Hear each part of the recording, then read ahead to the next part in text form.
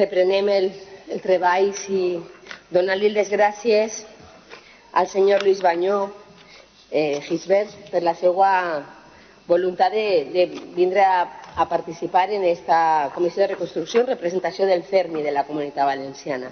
Moltíssimes gràcies, senyor Bañó. Ja sap vostè que té 15 minuts per a fer la seva primera exposició.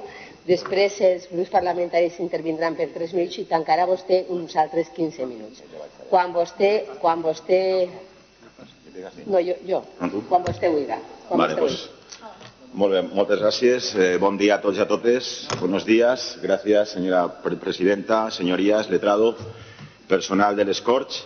Bueno, en primer lugar, agradecer a esta comisión por haber contado con el movimiento social de la discapacidad, representado aquí por el CERMI Comunidad Valenciana, porque creemos que debemos estar en un diálogo de tan altas miras para contribuir en esta reconstrucción de nuestra comunidad, en esta crisis multifactorial que ha ocasionado la pandemia del COVID-19.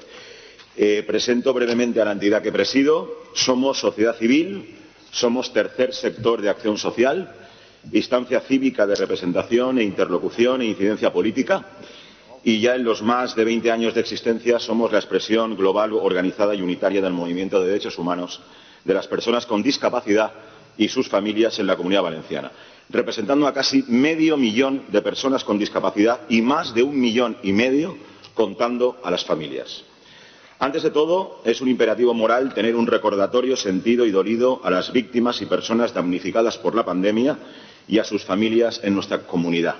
En el sector de la discapacidad no hemos tenido un reporte grande, que sepamos nosotros han habido 6 fallecimientos, pero si lo traspolamos al Estado español ha habido casi 700 personas de diversas discapacidades que lamentablemente han fallecido. La pandemia de COVID-19 es la crisis más importante de la historia democrática de España. Esta crisis masiva de salud pública, que ha devenido en crisis social y económica, es también una crisis de vulnerabilidad, ya que esta pandemia ha generado unas consecuencias sociales de gran impacto, especialmente para la población que antes de la crisis del coronavirus ya se encontraba en situación de más vulnerabilidad y riesgo de pobreza y exclusión social, y de efectos devastadores, aún no dimensionados, y que nos han colocado en un estado de excepcionalidad. Las personas con discapacidad y sus familias, junto al colectivo de mayores, hemos sufrido desproporcionada y severamente los impactos más lacerantes de esta emergencia sanitaria, comprometiendo no solo la salud, sino también sesgando muchas vidas que nunca se llorarán bastante. Y en todos los términos posibles. Y no solo me refiero por condiciones objetivas de estado de salud preexistentes que nos pueden hacer más expuestos al virus, no, sino sobre todo por factores sociales, políticos, económicos y legales que nos han colocado en posición de fragilidad extrema ante una emergencia sanitaria como esta. Ilustres diputados y diputadas, en la reconstrucción se debe tener en cuenta lo social y que no sea una mera reconstrucción económica, y que junto con la sostenibilidad ambiental haya una verdadera y consistente sostenibilidad de la inclusión, es decir, un verdadero rostro social de la reconstrucción donde tienen que estar reflejados todos los grupos más vulnerables. Las personas con discapacidad, mujeres y hombres y sus familias, su articulación social, hemos recibido el impacto exacerbado de la pandemia. Y para constatarlo bien, hemos enviado a los servicios jurídicos, lo tienen en Escorch, a su disposición un informe de urgencia realizado por el movimiento CERMI estatal sobre el impacto de la pandemia del coronavirus en los derechos humanos de las personas con discapacidad. Les invito a que lo lean. Aquí estamos en una comisión de reconstrucción y no de destrucción, por lo tanto, lean ese documento que le hemos enviado. La crisis del COVID-19 ha obligado a todas las entidades del tercer sector de acción social a trabajar en lo que yo llamo las 4 Rs. Revitalizarse, renovarse, reestructurarse y reinventarse, y que nos hayamos movilizado rápidamente para dar respuesta a las nuevas necesidades derivadas de esta crisis sanitaria y actuando con un espíritu de solidaridad y cooperación encomiable. La labor que desempeñamos las organizaciones del tercer sector, y en concreto las de discapacidad, no pueden quedar paralizadas o mermadas.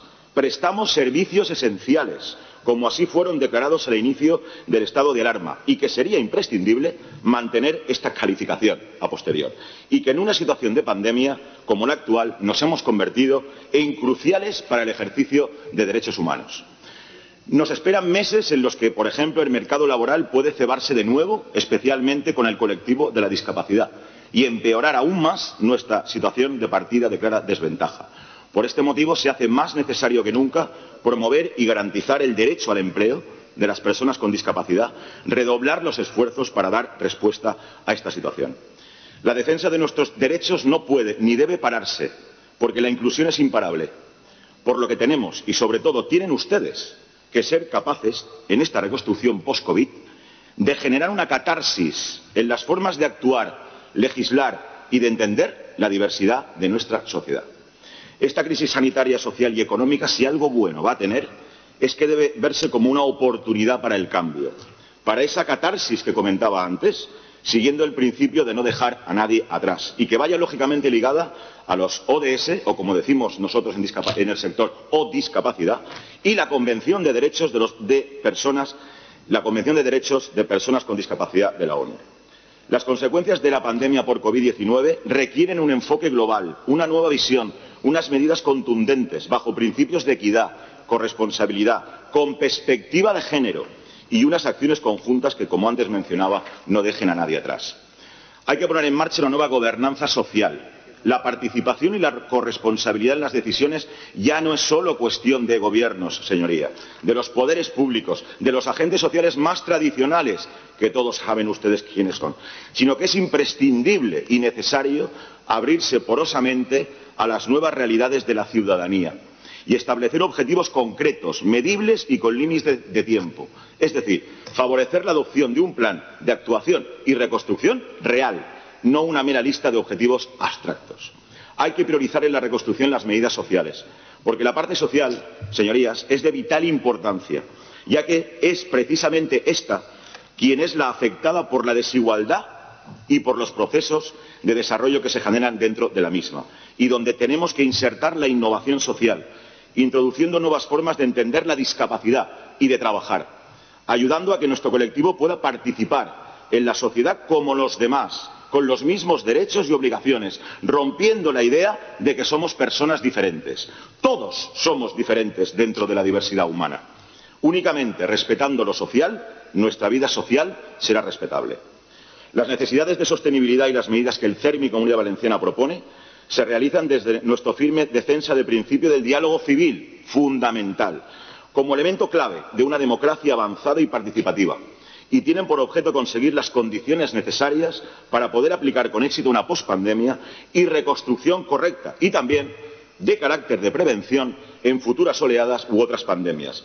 Y ello por dos razones fundamentales. Una, la primera hace referencia a la situación de fragilidad estructural de las personas con discapacidad. Y dos, y no menos importante, tiene que ver con el papel esencial de las entidades del movimiento organizado de la discapacidad en la provisión de la cartera de servicios para el colectivo. Y en esa consideración, el CERMI Comunidad Valenciana exige en esta reconstrucción estas medidas. A, de carácter administrativo. B, de provisión de apoyos. C, de refuerzo económico. D, relativas a la comunicación y a la información. Y E, relativas a la coordinación sociosanitaria. Medidas que habrá que adaptarse bajo el prisma de 4 principios fundamentales. 1. La no discriminación ni el trato desigual por causa de discapacidad. 2. El reconocimiento de la igualdad de capacidad jurídica.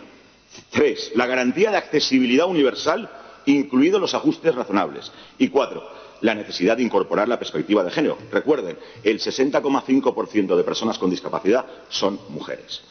Quiero resaltar, antes de entrar en el enunciado de las medidas, como importante y necesario, una implicación mucho más proactiva de ustedes, del SCORCH, a fin de impulsar iniciativas legislativas dirigidas a instar al Gobierno de España a elaborar o modificar normativa básica que, siendo de su exclusiva competencia, incide en la mejora de la calidad de vida del colectivo, desde todas las perspectivas derivadas de la inclusión real y efectiva: sanidad, empleo, educación, servicios sociales. Les hago un ejemplo. La modificación de la ley de propiedad horizontal para reforzar la obligatoriedad de las obras, instalaciones, dispositivos para eliminación de barreras. Más de 100.000 personas antes del COVID están confinadas, no por el COVID. Paso en enumerar las medidas. Una, medidas de carácter administrativo. Es fundamental que se simplifiquen y reduzcan los trámites y la documentación acreditativa que tengan que aportar las personas con discapacidad y sus familias respecto a las prestaciones sociales a las que tengan derecho para agilizar su cobro. Es necesario, y ahora más que nunca, la efectiva aplicación de la Ley 9/2016, Ley de Procedimientos de Emergencia Ciudadana en la Administración de la Comunidad Valenciana, en que se declaran procesos de emergencia por razones de interés público a resolver máximo en 3 meses, reducción del plazo a la mitad, y haberlo aplicado en algunos fundamentales, como la obtención del grado de discapacidad, las PEIs de autonomía personal o las ayudas para mujeres víctimas de violencia de género, entre otras. Esto es ya inaplazable y absolutamente necesario para la reconstrucción social y la recuperación de la confianza en el apoyo institucional. B. Es prioritario y fundamental que se simplifiquen y agilicen las tramitaciones y certificado de la calificación del grado de discapacidad, dado que este certificado es en muchos casos la llave de acceso a prestaciones y ayudas sociales. Por lo tanto, hay que incluir en la reconstrucción un plan de choque real y efectivo, no solo palabras, efectivo, para agilizar de una vez por todas los trámites y reducir las esperas para concesión de grados de discapacidad. En esta línea proponemos la elaboración de un proceso de estudio que regule un nuevo procedimiento que haga posible la unificación de los procesos de solicitud de grado de discapacidad y de dependencia. Con la puesta en marcha de este decreto novedoso se podría conseguir, entre otras cosas, aminorar listas de espera tanto en dependencia como en la concesión del grado de discapacidad. 2. Medidas de refuerzo económico. No solemos solicitar cuestiones financieras, pero es tal el grado de emergencia que necesariamente tenemos que enfocar esta situación.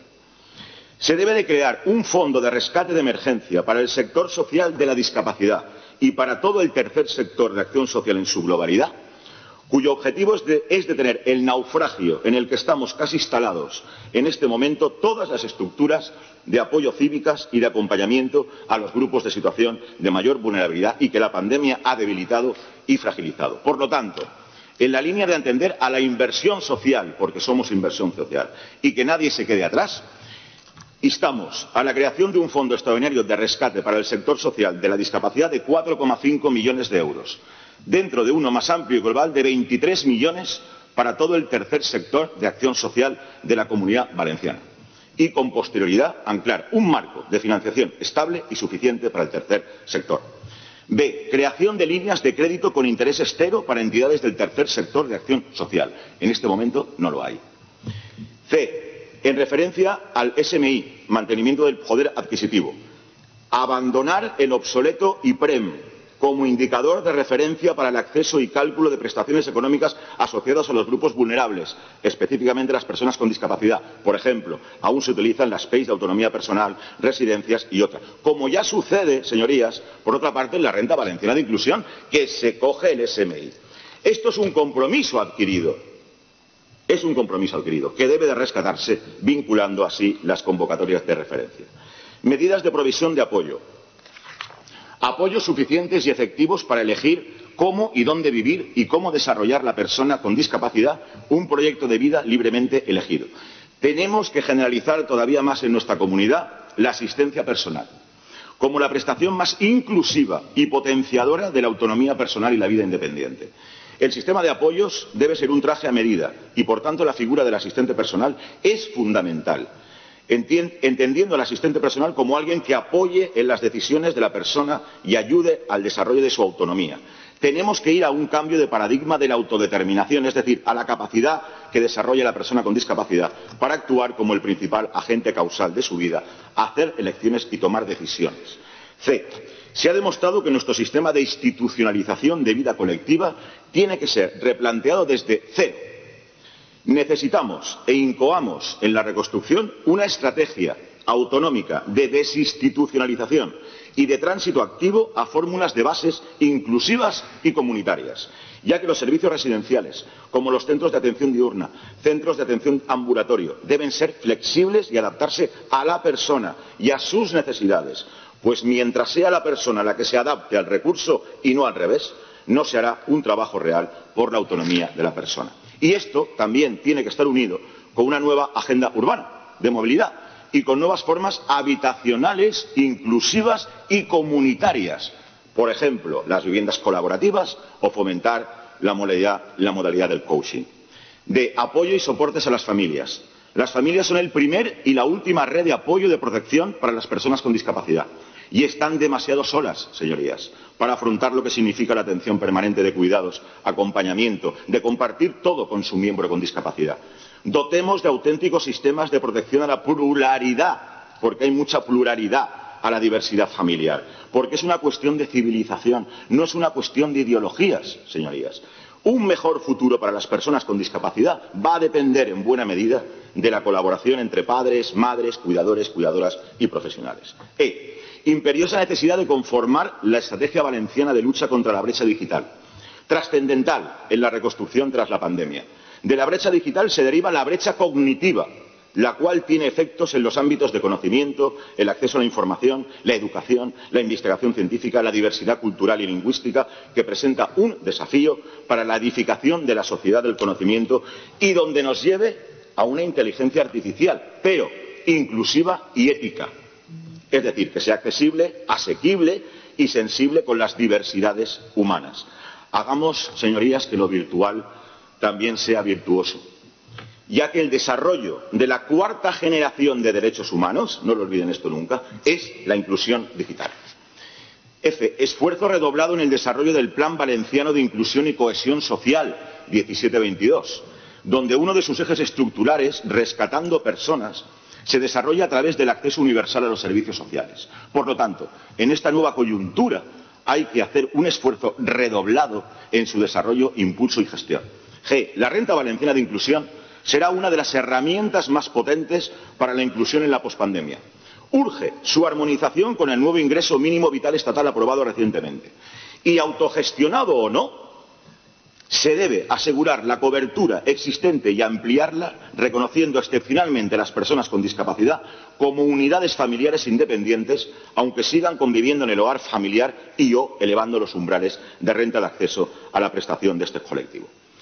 Y, como he dicho, principio fundamental, lo que decimos, la estabilidad del entorno, accesibilidad universal.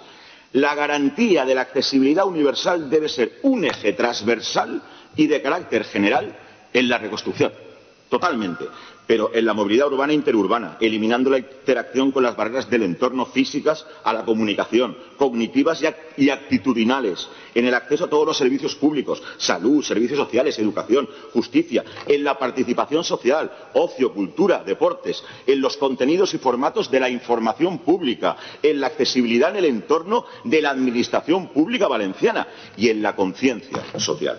5. Medidas en coordinación sociosanitaria. En esta reconstrucción hay que garantizar la atención integral de carácter social y sanitaria para las personas con discapacidad, mediante la instauración en la Comunidad Valenciana de un modelo verdadero de atención sociosanitaria satisfactorio, que garantice de forma efectiva y generalizada la continuidad de los cuidados. Esta opción exige, por una parte, un abanico amplio de servicios y prestaciones y, por otro, planteamientos reales de transversalidad con otros sistemas, como la anhelada coordinación e integración del ámbito social y sanitario, especialmente necesaria en el ámbito de cuidados de larga duración y que deberían elaborarse a partir de una visión conjunta de ambos sistemas, es decir, una simbiosis entre curar, cuidar y acompañar, así de simple. Además, tenemos que incluir y regular en este verdadero espacio sociosanitario un valor socioeconómico que nos parece importante, que es la teleasistencia dentro de este espacio, ya que tiene un importante impacto en el uso eficiente de recursos y es fundamental para que las personas con discapacidad y mayores puedan incrementar su autonomía y permanecer durante más tiempo en su entorno social. Tenemos que ponernos a trabajar, señorías, ustedes y nosotros, en la creación de un espacio sociosanitario real y efectivo, del que solo se habla, pero nada se avanza, con rango de derecho y de forma inclusiva, que no haga a la persona estar en función a los sistemas, sino los sistemas que estén al servicio de la persona, en esa dimensión social y sanitaria, no separadamente, no con buena coordinación como se hace ahora, y esto nos lleva al fracaso.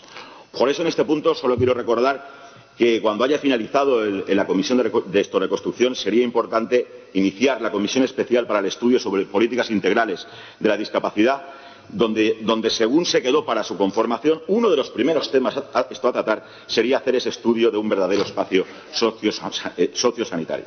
Sexto, Medidas de responsabilidad social. En ese aspecto, simplemente una política ambiciosa en cuestiones de la contratación pública socialmente responsable que nos va a llevar a un nuevo contrato social. Luego, si me preguntan, les diré. Bueno, solo quiero acabar con una frase de Jean Monnet, uno de los padres de Europa, y que refleja muy bien lo que está ocurriendo. Los hombres solo aceptan el cambio resignados por la necesidad y solo ven la necesidad durante la crisis. Creo que eso resume mucho. Señorías, universalicemos la discapacidad, generando otra comprensión de lo que supone y va a suponer en un futuro próximo. Un futuro en el que todas las personas van a requerir apoyos para crecer, vivir y compartir. Todas las personas van a necesitar entornos familiares y comunitarios que les aporten acogida, calidez, cultura de los cuidados y apoyo mutuo, en una sociedad que se distinga por el reconocimiento primordial del valor de cada persona y de sus derechos universales les sean reconocidos, donde las personas en situación de mayor vulnerabilidad, las personas con discapacidad, ocupemos un lugar central en esta reconstrucción, que tengan todos sus pilares el modelo inclusivo, justo y social y que previera lo que hoy es inviable e invisible. Muchas gracias. Quedo a su disposición. Muchas gracias, señor Bañó. Me ha prometido que en la segunda parte seguro que ahorra tiempo. Por eso hemos sido un poquito más laxos. Vale. En cualquier caso, voy a pasarle la palabra en primer lugar a la señora Pilar Lima, representante del Grupo Parlamentario Unides Podem, durante 3 minutos. Un segundo, señora Lima. Muy bien. Cuando usted quiera, señora Lima, puede iniciar su intervención. Muchas gracias, señora presidenta. Señor Luis Bañó, bienvenido a este espacio, representante del CERMI Comunidad Valenciana. Quería comentarles, señorías, que esta pandemia ha sido totalmente imprevista. Ninguno y ninguna estamos preparados para esto. Cuando empezó el estado de alarma fueron como días de incertidumbre, de miedos, de muchas fragilidades, y en el colectivo de las personas vulnerables esto se acrecentó.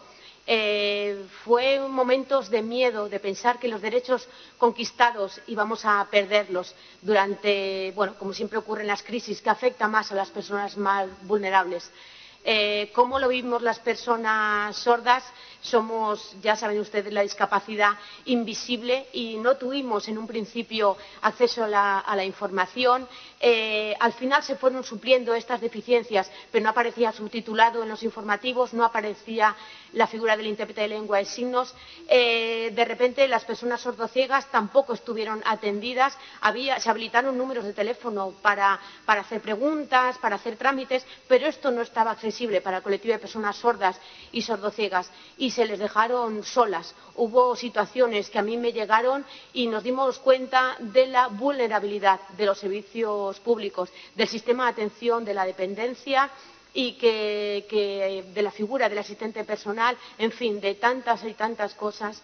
Pero una cosa, señor Bañó, gracias a la gente tenemos un gobierno de coalición progresista a nivel de España y gracias a la gente, gracias al pueblo valenciano, tenemos un gobierno valenciano del Botànic donde 3 grupos parlamentarios nos estamos entendiendo y nadie se queda atrás. Hemos sido capaces de construir políticas del escudo social valenciano con medidas impensables durante la anterior crisis. Es cierto que nunca son suficientes, pero estamos continuando, seguimos construyendo este escudo social, fortaleciéndolo y mejorándolo. Y yo siempre digo lo mismo, yo siempre digo esto, con vosotros y con vosotras. El gobierno valenciano no es para la gente, me gusta más la expresión con la gente. Por eso decíamos al principio, nadie se esperaba esta pandemia, ningún gobierno de ningún país, de ningún lugar. Y ahora el gobierno del Botànic necesitamos a todos y todas tenemos que arrimar el hombro y estar a disposición para colaborar, porque esta crisis la tenemos que superar y tenemos que salvar a la gente y la salva, como siempre, la salvará a la gente. Comparto que faltan cosas. La ley de propiedad horizontal, sí que lo comentó usted, que antes incluso del confinamiento obligatorio por el estado de alarma había personas confinadas en su casa. La mal llamada ley de la dependencia, que ha sido maltratada y vaciada y que la hemos pisoteado, y eso nosotros nos hemos dado cuenta ahora y tenemos que recuperarlo.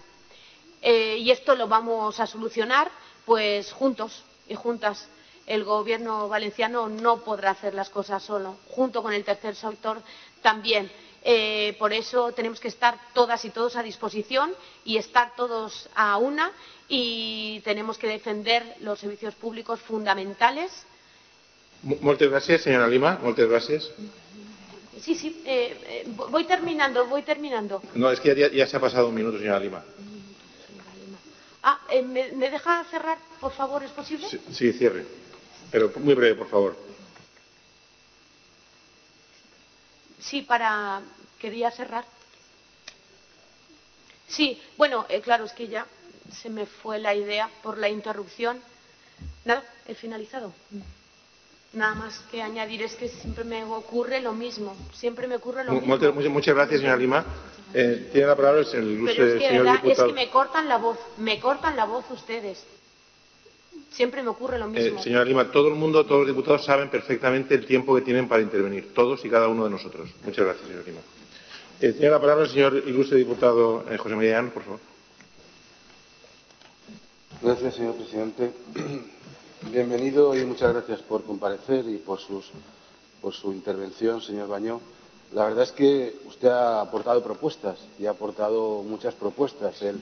El documento que nos ha pasado se centraba mucho más en el tema de la innovación, de las tecnologías, pero bueno, aquí ha concretado muchas variadas e interesantes propuestas que en principio compartimos, como no puede ser de otra manera, ¿no? En el documento usted, y aquí lo ha nombrado también, centraba un poco el camino hacia los derechos de cuarta generación, la ecología, el desarrollo sostenible, las tecnologías, la información, ciberespacio. Yo creo que en la discapacidad, y yo creo que estará de acuerdo conmigo, en la discapacidad todavía no hemos llegado a los de tercera generación, porque estamos todavía pendientes de la seguridad y del bienestar, que son derechos todavía a los que todavía no les hemos, digamos, reconocido suficientemente a la población con discapacidad, ¿no? Por lo tanto, bueno, están bien los de cuarta generación, pero también los de tercera se tienen que afianzar.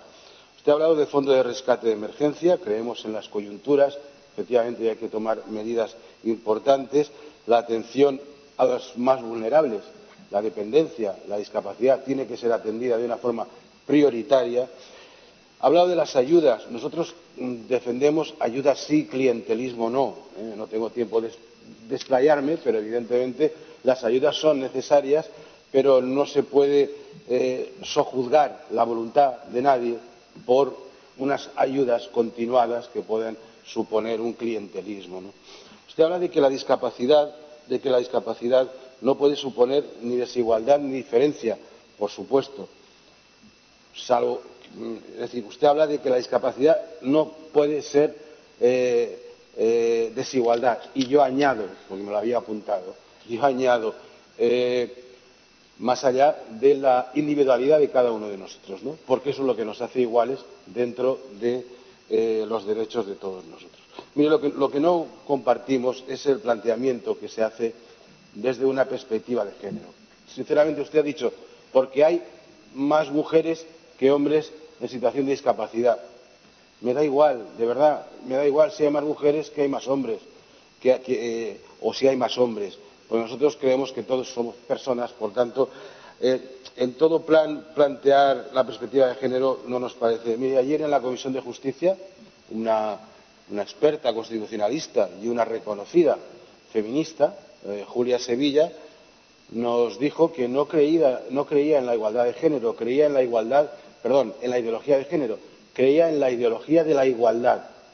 Y ahí me apunto yo también. Y yo creo que, llamémoslo de una forma o de otra, yo creo que estamos usted y yo de acuerdo en ese planteamiento. En todo caso, Vox siempre apoyará y alentará la atención a los derechos de todos, y por ello, desde mi grupo parlamentario, tiene absolutamente todo nuestro apoyo y nuestra disposición para colaborar con ustedes. Muchísimas gracias. Moltes gràcies, senyor diputat. I ara és el torn de paraula de l'il·lustre diputat Carles Esteve, del grup Compromís.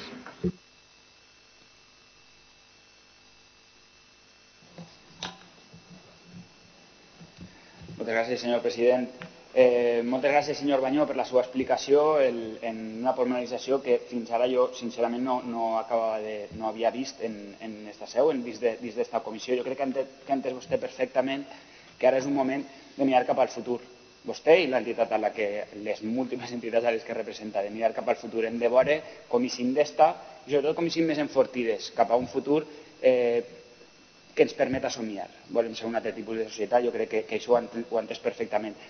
Especialment quan fa des del primer moment de la seva intervenció una vinculació a una necessitat de transició ecològica que pot ser la gran oblidada d'aquesta comissió. No podem parlar de justícia social si no parlem de justícia ecològica també. Per el plantejament que fa vostè, jo crec que anem per bon camí. No vull posar medalles avui ni al Botànic ni a mi mateixa, però crec que hi ha certa coincidència en alguns dels plantejaments que fa. I ho dic perquè hem avançat prou en el concert social, a dia d'avui està garantit, està pagat i fins i tot s'ha pagat a centres que han hagut de tancar per l'impacte de la pandèmia, de la Covid-19. Una de les mesures que se van plantejar des del Consell va ser el decret llei de suport al tercer sector, que parla de la flexibilització de les subvencions, anticipa el 100% de la subvenció i a més genera un allunyament del moment en què se justifica a 31 de març de 2021, que és una cosa que la gent que hem gestionat entitats del tercer sector sabem que dona un valor d'oxigen molt important. Sobre això li volia preguntar, pensa vostè, pensa el CERMI, que seria una línia interessant a assolir l'avançar en el model de concert social, ampliant-ho també a la gestió de programes? Jo crec que és una pregunta que seria interessant saber la seva opinió. Després ha parlat també, i ho entenc perfectament, d'un fons de rescat d'emergència, inclús ha donat unes dades concretes.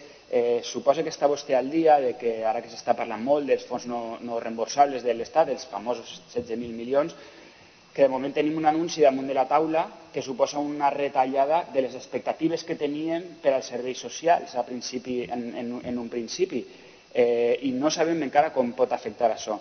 Sobre això, i ampliant un poc més el marc, li pregunte, pensa vostè que la manca de finançament just que ha patit el nostre territori de manera crònica des de fa molts anys ens ha afectat d'alguna manera i ens complica la possibilitat de parlar de reconstrucció o les vies de reconstrucció?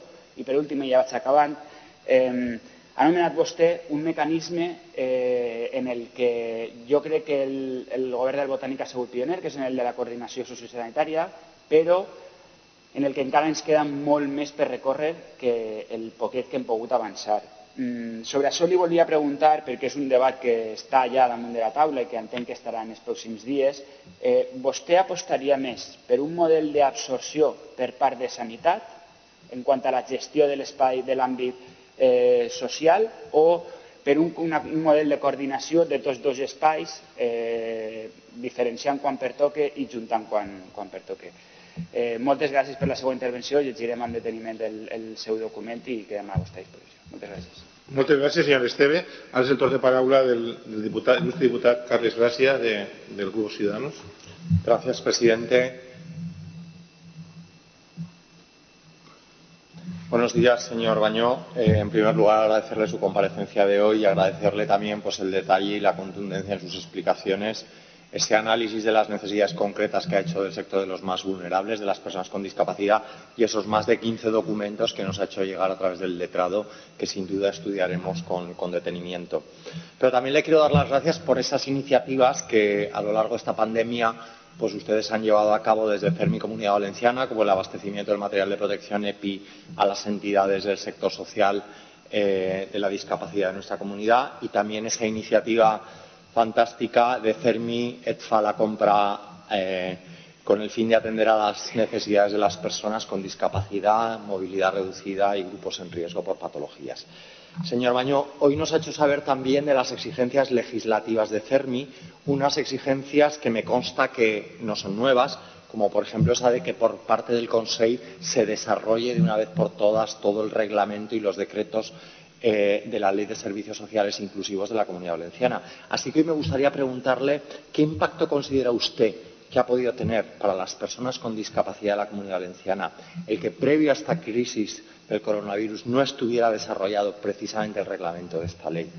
Porque fíjese, señor Baño, que a este respecto decirle que precisamente el martes, hace apenas 3 días, en estas Cortes vivimos una situación propia del peor de los sainetes, y es que los 3 grupos que sustentan al Consell pues llevaron a la Comisión de Política Social una iniciativa en la que instaban al propio Consell, que son ellos mismos, a que llevaran a cabo el desarrollo de esta ley, cuando es la propia ley la que ya les obliga a este desarrollo. Sin duda, vemos que aquí algo falla, ¿no? Y en este sentido, porque también creo que en esta mesa también algo falla, hoy le pregunto por la representatividad de la mesa intersectorial, si considera que las familias y las asociaciones están suficientemente representadas en esa mesa. Por otro lado, también me gustaría preguntarle por cómo valora las acciones que se han llevado a cabo por parte de las instituciones para la puesta en marcha de medidas de protección reforzada contra el COVID, en especial los mayores con discapacidad que viven en residencias o aquellos que han recibido atención domiciliaria. El confinamiento sin duda ha sido muy duro para todos, pero especialmente para los niños, y más si cabe para aquellos con trastornos de desarrollo de tipo neurológico. Así que me gustaría también preguntarle por qué opinión le merece que los niños con trastornos de desarrollo neurológico hayan estado todo este tiempo de confinamiento sin recibir ningún tipo de terapia y que no se haya vertebrado ninguna medida extraordinaria como, por ejemplo, la del ser atendidos en sus domicilios por los profesionales, ¿no? Por último, señor Bañó, hace apenas un par de semanas conocimos un informe del CERMI en el que se analizaba el impacto de la pandemia del coronavirus en los derechos humanos de las personas con discapacidad en España.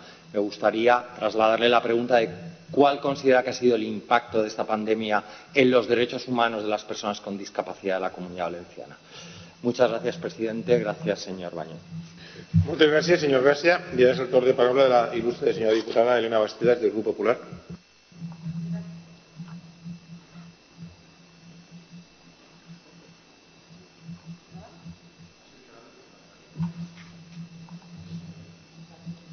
Ahora sí.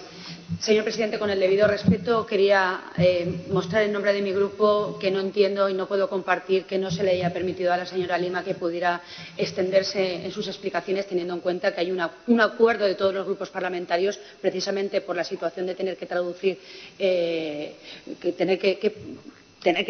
pues necesariamente pues requiere de más tiempo. Máxime cuando hemos visto que el señor Baños ha excedido 5 minutos, tampoco creo yo que hubiera sido demasiado inconveniente que la señora Lima hubiese podido hablar un poco más. Dicho sea con todo el respeto al señor presidente.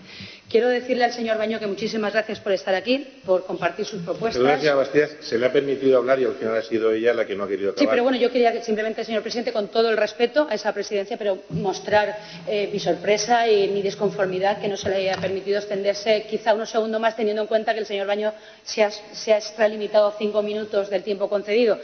Pero simplemente se lo quería hacer mostrar, con todo el respeto, insisto, a esa presidencia.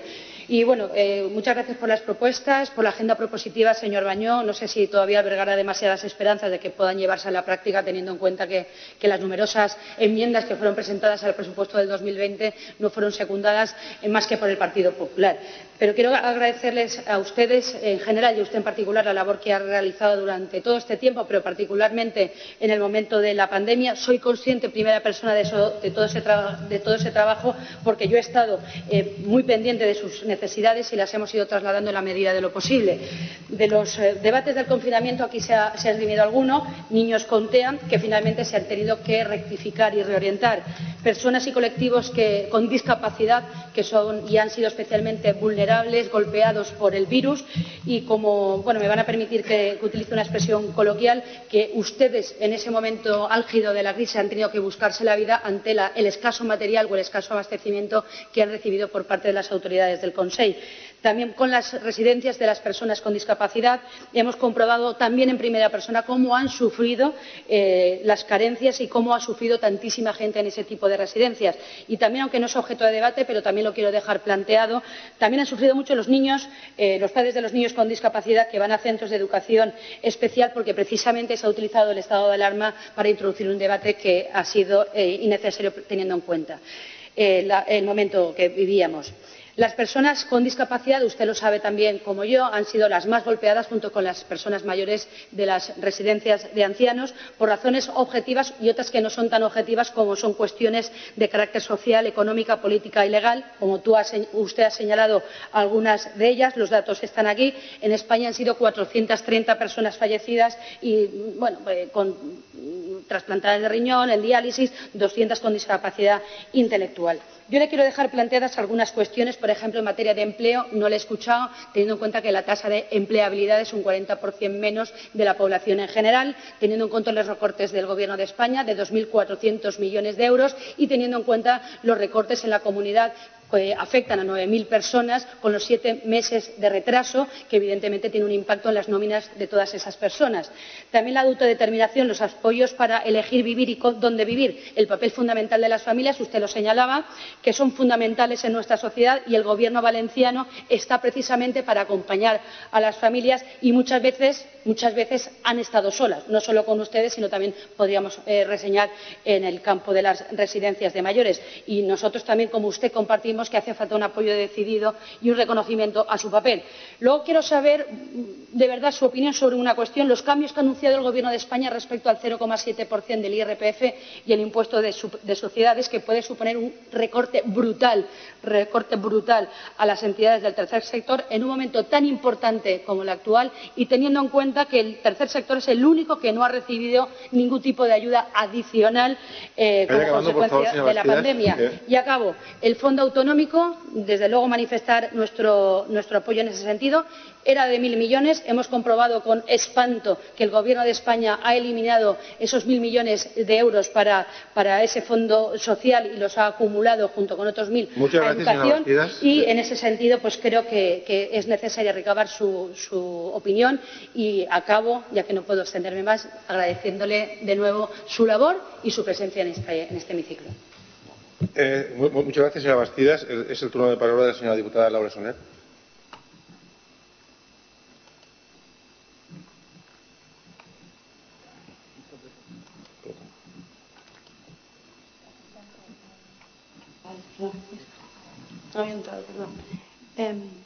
Buenos días. Muchísimas gracias, Luis, por estar hoy aquí. Creo que es muy importante y necesaria su presencia aquí, porque creo que todos somos conscientes de que si algo ha dejado en claro esta pandemia es que cuando toda la población es vulnerable, como lo ha sido ante este virus, las personas más vulnerables lo somos todavía más y queda negro sobre blanco.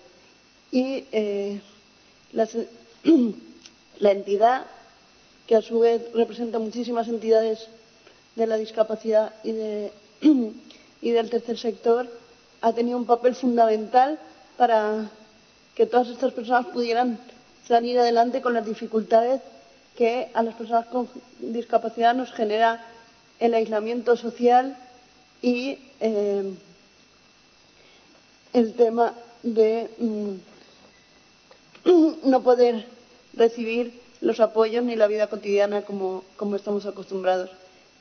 Hay muchísimos temas importantes que ha hablado, pero a mí me gustaría resaltar, por un lado, en el tema económico, el tema del fondo de rescate, porque creo que ha sido fundamental su apoyo y, si bien no estamos aquí para hablar de dinero, es necesario que esas entidades y todos esos colectivos estén cubiertos y es una realidad que han sido un apoyo muy importante, una red social muy importante en las asociaciones.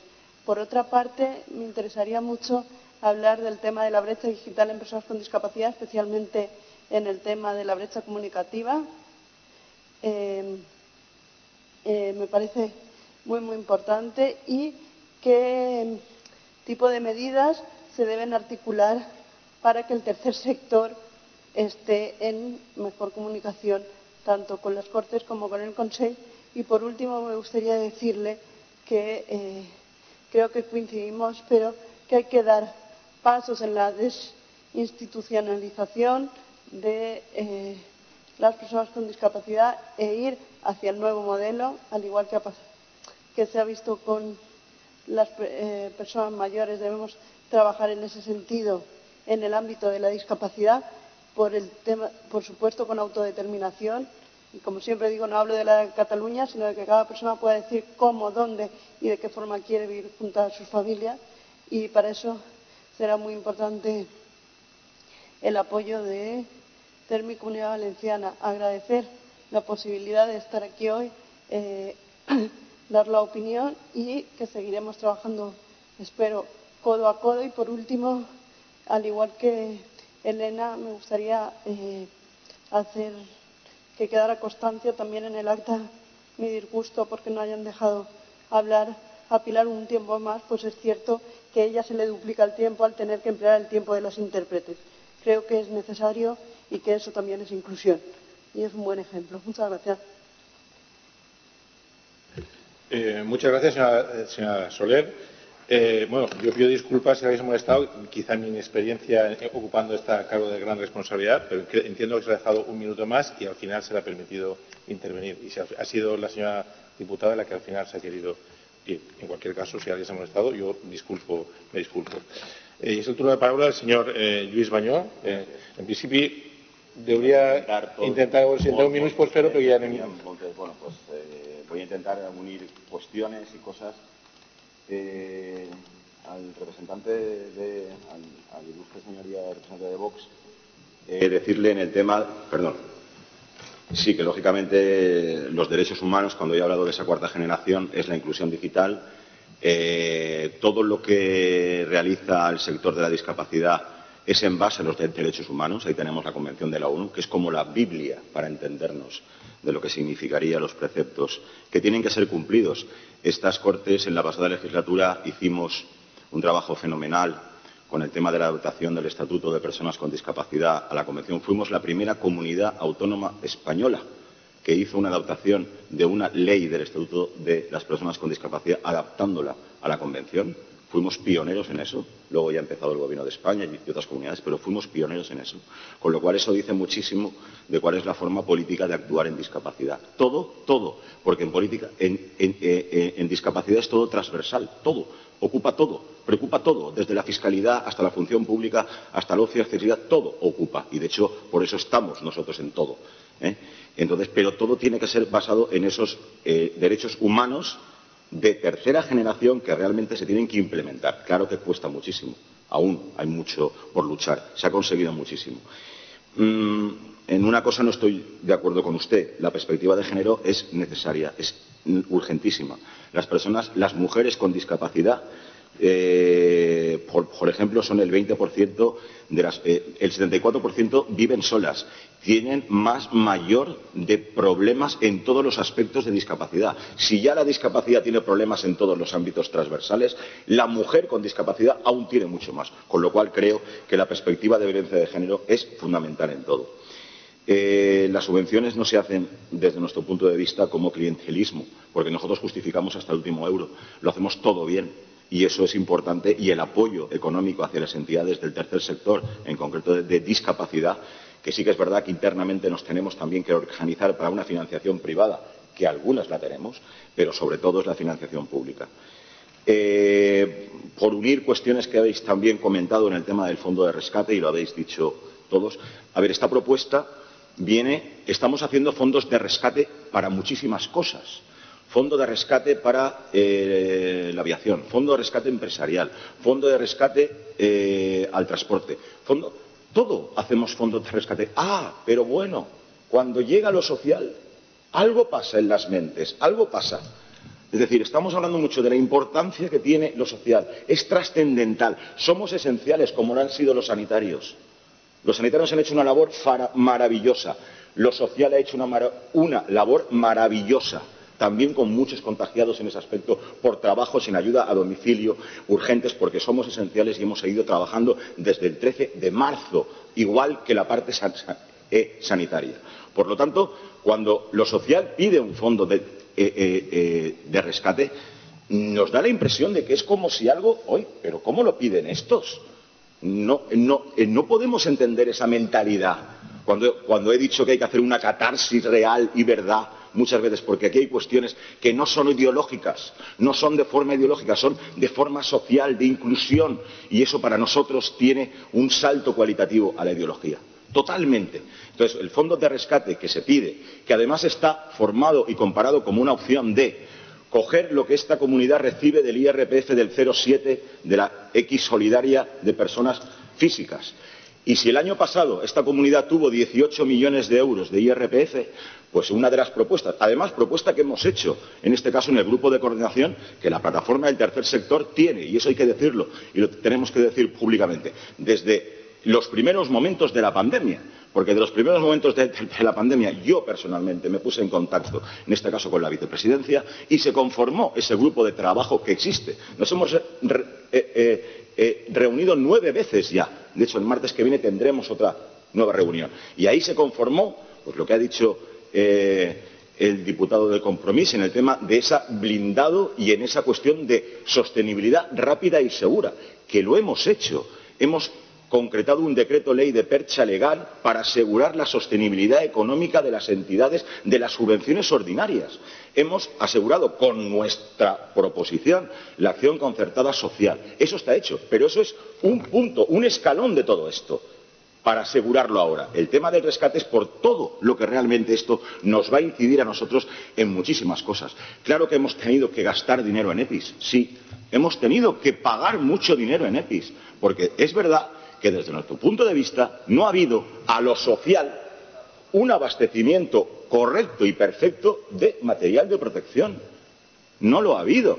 Ha habido, no digo que no haya habido nada, pero nosotros hemos tenido asistencia domiciliaria abierta que han faltado esos EPIs, han faltado esas mascarillas, y igual que aquí y en otros restos de otros sitios de España, hemos tenido que hacer gastos nosotros mismos pagando esas EPIs. Sí deciros, señorías, que por ejemplo el Ministerio de Sanidad a nivel español sí ha hecho dos abastecimientos de más de 2 millones de mascarillas al movimiento de la discapacidad.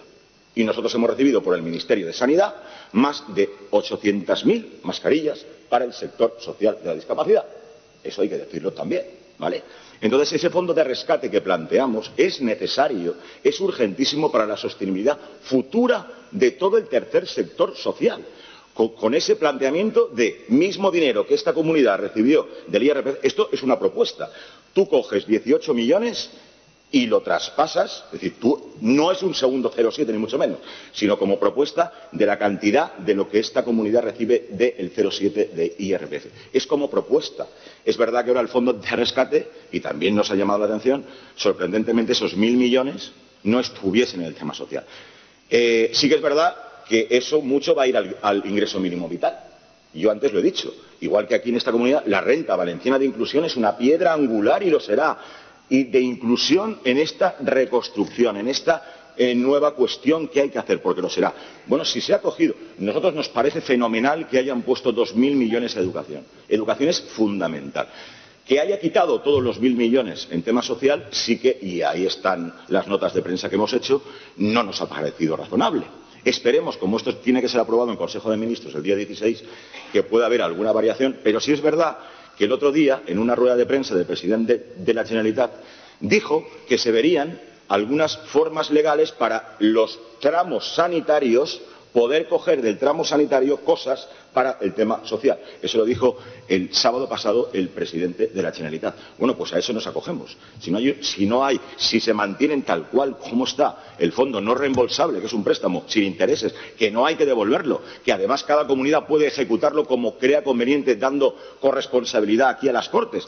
Bueno, pues si de esos dos tramos de 9.000 millones de sanidad, como dijo el presidente de la Generalitat, podemos retrotraer una parte para ese fondo de rescate a las entidades del tercer sector, sería de justicia y ético y social el poder hacerlo. Y estamos convencidos que si se quiere, se puede. Si se quiere, se puede.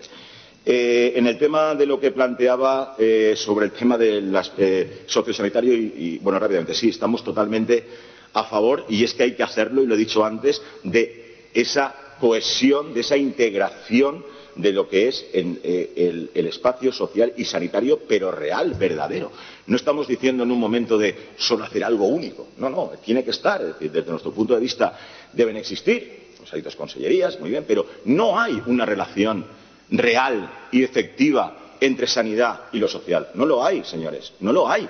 Ustedes pueden decir lo que quieran, lo pueden decir, pero hay problemas, hay cuestiones que no están bien interrelacionadas entre sanidad y social. Pues conformemos ese espacio sociosanitario tan importante, ya no solo para las personas con discapacidad, lo he dicho antes, para personas mayores con cuidados de larga duración, para toda la sociedad. Entonces, estamos a favor de esa integración, esa cohesión real en un espacio social que esperemos que en la Comisión de Estudios de Políticas de Discapacidad se pueda conformar. En el tema de las operativas de accesibilidad que hemos hecho, como decía el diputado de Ciudadanos, bueno, pues eso, hemos hecho, sí, ya lo he dicho, muchísimas iniciativas de operativas de compra casa desde el primer momento, de abastecimiento de EPIs a las entidades de la discapacidad.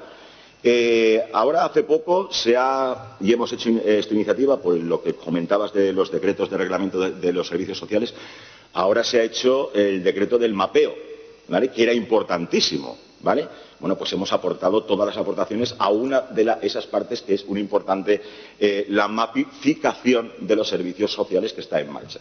Sí que es verdad que los decretos, en un momento determinado, que reglamentaban los servicios sociales, pues se pudiera haber adelantado. Nos ha pillado esto como nos ha pillado, y de hecho, bueno, pues el otro día, como ha dicho la diputada del Partido Socialista, yo creo que la PNL que se aprobó aquí, que además fue una propuesta nuestra de hace mucho tiempo, de diciembre del 2019, una propuesta novedosa, porque yo creo que muchas veces, y esto no solamente pasa aquí, sino en muchas comunidades, muchas propuestas no las hace el gobierno autonómico, sino que cuando hay que reglamentar alguna ley, la propuesta cívica civil, como hizo el CERMI en diciembre del 2019, de esa novedosa PNL que fue aprobada el otro día, es importantísimo, porque también el movimiento cívico puede ayudar, que es lo que hacemos, para que en un momento se reglamente bien, y muchas veces creemos nosotros que mucho mejor que si lo hace el gobierno, así de claro, una cuestión tan importante como lo que se aprobó el otro día.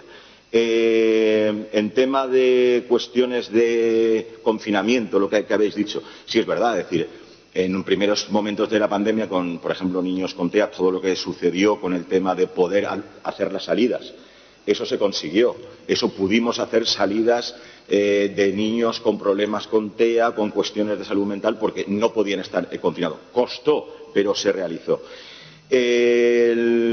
Los incluir programas en la acción concertada. Eso es una cuestión que tenemos trabajando con la CIPI y que tiene que agilizarse lo más pronto posible.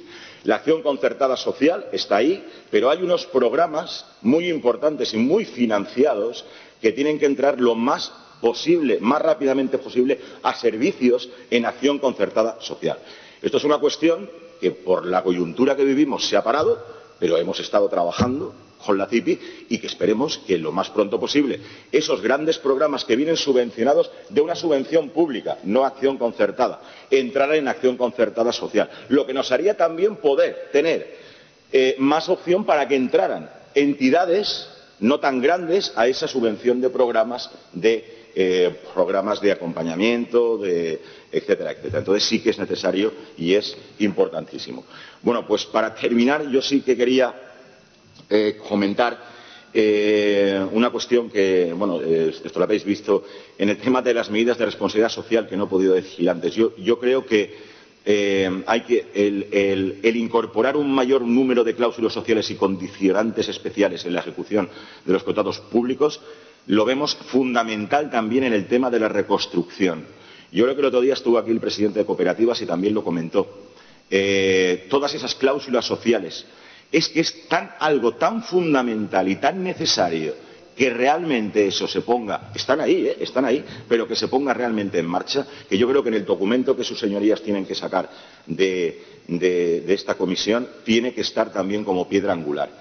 Ustedes han recibido, y lo he mandado, una batería de documentación y, sobre todo, una documentación de cada clase de discapacidad de nuestras entidades. El CERMI no se entendería y no existiría sin todas las federaciones de cada clase de discapacidad, porque cada una de ellas aporta su visión de ese subsector de la discapacidad. Aquí he venido yo a hablar en plan globalidad. Entonces, tienen todos los documentos de la discapacidad física y orgánica, intelectual, salud mental. Creo que es muy importante también que lean esos documentos de cada subsector de la discapacidad para tener en cuenta todas las cuestiones a realizar en esta reconstrucción, que depende mucho de ustedes, y de mucho de ustedes porque es lo que decimos, el COVID al final es como este actor-reacción que realmente no es un ser humano el COVID, pero el COVID lo que ha hecho es cambiar de arriba abajo toda la arquitectura que teníamos aquí. Y ha salido a la luz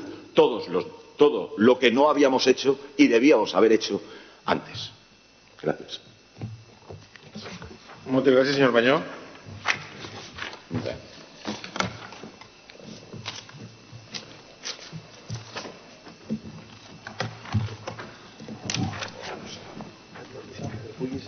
Bueno, sí, que ha sido. Eso después lo pones tú, ¿no?